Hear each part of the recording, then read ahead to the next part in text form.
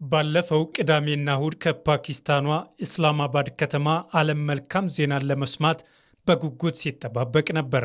አሜሪካና ኢራን የተቀመጡበት ድርድር የመካከለኛውን ምስራቅ ምስቅልቅል እስከ ወዲያኛው ያስቆመው ይሆን?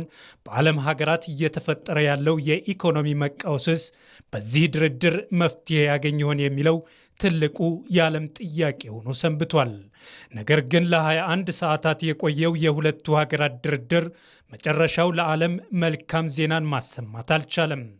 የድርድሩን አለመሳካት የአደራዳሪዋ ሀገር የፓኪስታን ጠቅላይ ሚኒስትር ሼህባዝ ሻሪፍ ያሳዝናል፣ ያሰብነው አልተሳካም፣ ሁለቱ ሀገራት ስምምነት ላይ ሊደርሱ አልቻሉም ሲሉ መጥፎውን ዜና ለዓለም ይፋ አድርገዋል። አሜሪካንና ኢራንን በድርድሩ ላያስማሟቸው የሚችሉ ነጥቦች ጥቂት እንደማይሆኑ ቀድሞውንም ተንታኞች ሲተነብዩ ነበር። በዋናነት ኢራን ኒውክሌር ለማበልጸግ ያላት ፍላጎትና አሜሪካ ደግሞ ይህንን እንድታቆም የሚለው አቋም ለስምምነቱ አለመሳካት እንደተሰጋው ዋናው ምክንያት ሆኗል። ከድርድሩ መክሸፍ በኋላም የአሜሪካው ፕሬዝዳንት ዶናልድ ትራምፕ ባደረጉት ንግግር ኢራን አሁንም የኒውክሌር ፍላጎት እንዳላት በኢስላማባዱ ድርድር ወቅት አስታውቃለች ብለዋል። ከዚህ በፊትም ከቴህራን ጋር የተደረገው የቀጥታ ንግግር ያልተሳካው ቴህራን የኒውክሌር ፍላጎቶቿን ለመተው ፈቃደኛ ሳትሆን በመቅረቷ መሆኑንም ትራምፕ እንዲሁ ጠቅሰዋል። ባለፈው ረቡዕ ዕለት አሜሪካና ኢራን የሆርሙዝ የባህር ወሽመጥን ለመክፈትና የሁለት ሳምንታት የተኩስ አቁም ስምምነት ላይ ከደረሱ በኋላ የነዳጅ ዋጋ እስከ $91 ወርዶ ነበር። አሁን ከድርድሩ መክሸፍ በኋላ ትራምፕ ከዛሬ ሰኞ ጀምሮ የኢራንን ወደቦች ለመዝጋት መዛታቸውን ተከትሎ የነዳጅ ዋጋ በበርሜል $100 በላይ መሆኑ ተስተውሏል። በዓለም አቀፍ የነዳጅ ንግድ ላይ ወሳኝ ሚና ያለውን የሆርሙዝ ወሽመጥ ላይ ምንም አይነት የመርከቦች እንቅስቃሴ እንዳይኖር አሜሪካ እንደምትዘጋ ማስታወቋ የቀጠናውን ፍጥጫ እንዳያባብሰው ስጋት ደቅኗል።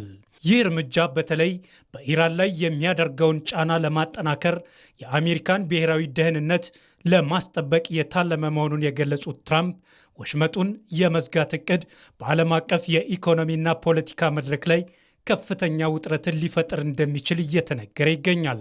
ትራምፕ ይህንን ሐሳብ ያቀረቡት የአሜሪካን ጥቅም ለማስከበር እንደሆነ ቢናገሩም በርካታ አጋር ሀገራት ግን እርምጃው የነዳጅ ዋጋን ሰማይ እንዲነካና ቀጠናዊ ግጭቶችን እንዲባባሱ ሊያደርግ ይችላል በሚል ጥንቃቄ የተሞላበት ምላሽ እየሰጡ ይገኛሉ።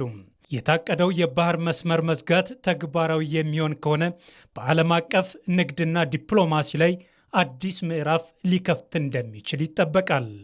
የዓለም ነዳጅ ዋጋን በሚተምነው የብሬንት ድፍድፍ ነዳጅ ዘይት በ7.3 በመቶ ጭማሪ በማሳየት $102.3 ገብቷል። በዚህ ድርድር መክሸፍ ምክንያት የዓለም የኃይል ቀውስ እየተባባሰ ሊሄድ ይችላል የሚል ስጋት እያየለ መጥቷል።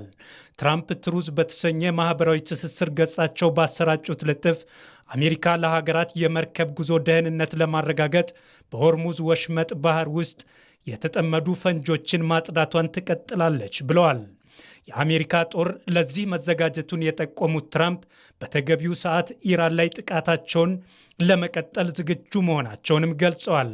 የሆርሙዝ ወሽመጥ በዓለም 39 በመቶ የሚሆነውን የባህር ድፍድፍ ነዳጅና 20 በመቶ የተፈጥሮ ጋዝ የሚተላለፍበት መሆኑ ይታወቃል።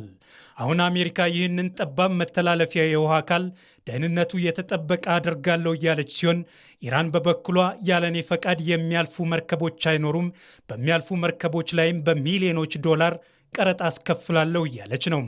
የዚህ ቀጠና መጨረሻ ምን ይሆናል የሚለው በነገዎች ድምር ውጤት የሚታወቅ እንጂ ለመተንበይ ከባድ ሆኗል።